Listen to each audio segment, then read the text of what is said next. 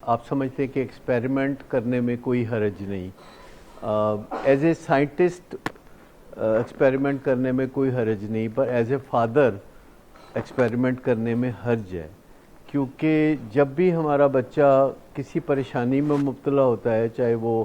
نشے کی بیماری ہو یا پڑھائی کا معاملہ ڈسٹرب ہو اس کا، ہم اس کے ساتھ ایکسپیریمنٹ ہی تو کر رہے ہوتے ہیں۔ کبھی لالچ دے دیا، کبھی دھمکی دے دی، کبھی دھکا دے دیا، کبھی سینے سے لگا لیا، کبھی اس کو کوئی فرمائشی پروگرام پورا کر دیا، کبھی انعام دے دیا، کبھی وعدہ کر لیا کہ تم یہ کرو گے تو تمہیں یہ کر دیں گے۔ تو یہ ساری چیزیں ہٹ اینڈ ٹرائل ہوتی ہیں، جو کہ کرتے کرتے جب آپ تھک جاتے ہیں اور مسئلہ حل نہیں ہوتا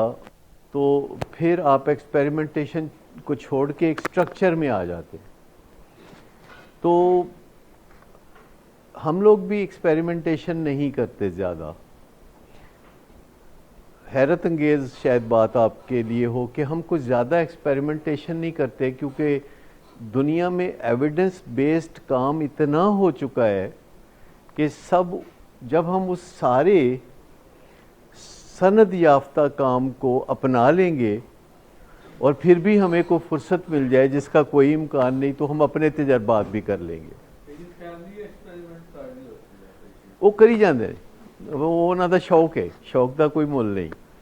خود پیشنٹ بھی بہت ایکسپیریمنٹس کر رہا ہوتا ہے، لیکن ہم لوگ یعنی میں اور میری جو ٹیم ہے، میں اپنی ٹیم کو بھی روزانہ یاد دلاتا ہوں کہ آپ اپنی فہم و فراست، خاندانی دانشوری، نسل در نسل چلنے والی عقل مندی کو آپ نے گھر ہی چھوڑ آنا ہے، اور جو ایویڈنس بیسڈ پروگرامز ہیں دنیا میں، جو سٹرکچر ہے، جو ہدایات ہیں، جو بلو بک کہتی ہے کہ ایسے کرنا چاہیے بس ویسے کریں۔ دنیا میں ایسی باڈیز موجود ہیں جو ہر سال چیزوں کو نئے سرے سے جائزہ لیتی ہیں۔ جیسے اگر آپ نائڈا ایک ویب سائٹ ہے، امریکہ کی سرکاری ویب سائٹ ہے، اگر آپ اس پہ جائیں تو وہاں ایک ڈاکومنٹ ہے جس کا نام ہے principles of drug addiction treatment, اور ہر سال تقریباً 40 ڈاکٹر اس کے اوپر ریویو کرتے ہیں، نظر ثانی کرتے ہیں، اور وہ سیم 40 ڈاکٹر نہیں ہوتے، کوئی 2 نئے آ جاتے ہیں، 2 مر کھپ جاتے ہیں، پھر کوئی اور 1-2 آ جاتے ہیں، تو وہ ایک خاموشی سے اس کے اندر تازہ ڈاکٹر، تازہ خیالات وہ آتے رہتے ہیں، اور اس میں principles of drug addiction treatment کو ریویو کرتے ہیں۔ ایسے اور بھی ادارے ہیں، یوٹا ایک سٹیٹ ہے امریکہ کی جہاں ایڈکشن پہ بڑا کام ہوتا ہے، منیسوٹا یونیورسٹی میں ایڈکشن پہ بہت کام ہوتا ہے، پائنیئر ادارے ہیں دنیا کے، جیسے ہیزلڈن، یا کسی زمانے میں جانسن انسٹیٹیوٹ ہوتا تھا، وہ ڈاکٹر جانسن کے دنیا میں جانے سے وہ ختم ہو گیا، اور اس کو اڈاپٹ کر لیا ہیزلڈن والوں نے۔ اسی طرح بیٹی فورڈ سینٹر ایک تھا، امریکن پریزیڈنٹ فورڈ کی وائف تھی بیٹی، جن کا اپنا تجربہ تھا کہ وہ نشے میں پڑی اور انہوں نے نشے سے جان چھڑائی، اور پھر ایک ری ہیب بنایا، انہوں نے خود کام نہیں کیا، بس انہوں نے بنایا، اور بعد میں انہوں نے وہ بھی ہیزلڈن کے سپرد کر دیا۔ تو یہ جو کام ہے ایکسپیریمنٹیشن کا، کسی سیف لیول پہ وہاں ہو تو سجتا ہے۔ ہم بھی نہیں کرتے یہ ایکسپیریمنٹیشن نہیں کرتے۔ ہاں، ہم یہ ضرور دیکھ لیتے ہیں کہ کون سی چیزیں ہیں جو ہمارے کلچر سے کلیش کرتی ہیں، ان کو ذرا دیکھ لیں۔ کون سی چیزیں ہیں جو آپس میں مرج کرتی ہیں یا نہیں کرتی۔ جیسے آپ کپڑے پہنتے ہیں تو آپ دیکھ لیتے ہیں نا کہ اچھا اس رنگ کے ساتھ یہ رنگ چلے گا کہ نہیں، میچنگ یا کنٹراسٹ یا کچھ کرتے ہیں، تو وہ اس طرح کرتے ہیں۔ لیکن دنیا میں اتنا زیادہ کام ہو رہا ہے، خاص طور پر امریکہ میں کام اتنا زیادہ ہو رہا ہے، دوسرے ملکوں میں بھی ہو رہا ہے، کینیڈا میں تھوڑا کام ہو رہا ہے، پاکستان میں ہم کام کر رہے ہیں اس فیلڈ میں گزشتہ 45 سال سے، تو بہت کام ہو رہا ہے دنیا میں۔ اور اس میں جب بھی کوئی کام سامنے آتا ہے تو سب سے پہلے یہ چیز دیکھی جاتی ہے کہ وہ پہلے سے جو کام ہو رہا ہے اس کے ساتھ مرج کرتا ہے کہ نہیں کرتا؟ کہیں کلیش تو نہیں آتا؟ کہیں تضاد تو نہیں آتا ذہن میں؟ اسے دیکھنا پڑتا ہے کہ اگر 12 قدموں کا پروگرام ہے الکوہولکس انانیمس کا تو وہ ٹف لو پروگرام سے کلیش تو نہیں کرتا؟ اگر 7 ہیبٹس ہے تو وہ 12 قدموں کے پروگرام سے کلیش تو نہیں کرتا؟ یا جو ٹین ایج ایگزیکٹو پروگرام ہے وہ کلیش تو نہیں؟ جتنے بھی یہ سارے پروگرام ہے جیسے فیملی سسٹم اپروچ ہے تو کیا وہ کلیش تو نہیں کرتا؟ تو اگر آپ کلیش کے اوپر نظر رکھیں کہ کوئی چیز پہلے سے سند یافتہ چیز کے ساتھ کلیش تو نہیں کرتی تو پھر آپ اسے اپنانا شروع کرتے ہیں. اور 45 سال میں ہم نے بنیادی جو ماڈل ہے جسے منیسوٹا ماڈل کہتے ہیں اس کے ساتھ بہت ساری چیزیں ایڈ کی ہیں جن کا کوئی بنیادی طور پر نشے کی بیماری سے تعلق نہیں تھا